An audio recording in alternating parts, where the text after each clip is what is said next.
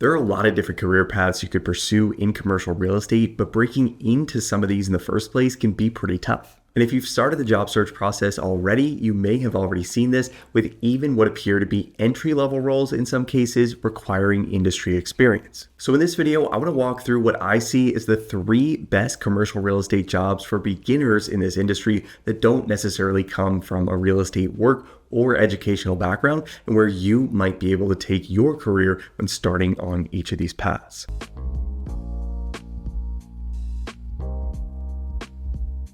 So the first path I want to highlight here is working as an investment sales analyst at a big name brokerage shop like CBRE, JLL, Eastdil, or Cushman & Wakefield. Companies looking to hire for these types of positions are typically looking for candidates who have demonstrated their ability to work hard over a sustained period of time and also a strong understanding of real estate finance and Excel in general, but they don't usually require multiple years of industry experience just to get your foot in the door. And when you do land one of these jobs, these are going to teach you how to underwrite deals, how to read commercial leases, how to conduct market research, and how to create a compelling investment thesis, which are all really valuable skills to have regardless of where you end up. Investment sales analyst roles will also introduce you to a variety of different investment and development firms that are actively buying, building, and selling commercial real estate, which will help you learn more about the different investment strategies out there. It'll also help you build relationships with the companies that might end up being your potential future employers. A very common career move for investment sales analysts is to go and work for a client after about 2 to 3 years in brokerage, typically in an acquisitions role with a more senior level title. And in my experience, this is one of the best ways to get into real estate private equity. And if you're looking to maximize your exit opportunities and get a lot of exposure to transaction volume in a really short period of time, it's very hard to beat these types of positions. Now, one thing that's really important to point out when talking about this is that the types of jobs I'm referring to here are analytical roles, not the types of positions where you're almost exclusively making cold calls. And while these types of jobs can be great opportunities for hungry young professionals that don't care a lot about the fundamentals and just want to make money, the skill set you'll build in these types of positions isn't nearly as transferable to other parts of the business. Ultimately, if you want to maximize your exit opportunities, you don't mind working long hours when you're first starting out, and you want to build a technical skill set that could be applied to a variety of different jobs within major institutions, investment sales analyst roles can be great places to start.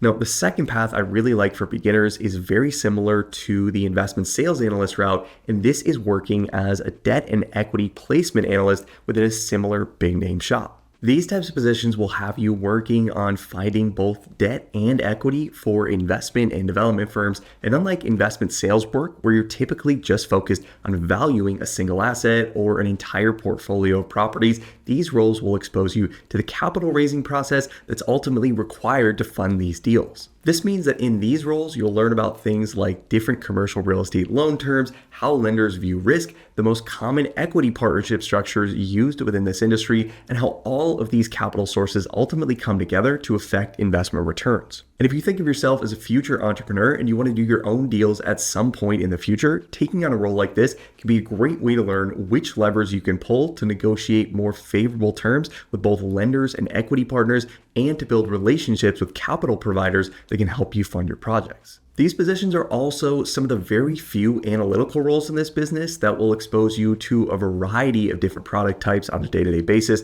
versus just 1 or 2 that you might typically work on in an acquisitions or investment sales analyst role. So these can also be great jobs to start out with if you aren't quite sure yet where you want to focus. Now, the exit opportunities in this part of the business do tend to be slightly different than the exit opportunities you'd see in an investment sales analyst role, since you're primarily working on capital raising for deals that have already been identified. So this is definitely something to think about if you're considering going this route. For analysts who decide not to move into production and shift gears out of working for a CBRE, JLL, or other big name brokerage firm, common next steps include going to work for a bank or insurance company in a loan originations role, working for an investment or development firm in an in-house capital markets position, or even partnering with a handful of experienced acquisitions and asset management professionals to start their own firm and lead the group's fundraising. Ultimately, if you don't mind long work weeks, you want to sample a variety of different asset classes, and you're looking to build relationships with capital providers that could fund your own deals in the future, a role in this part of the business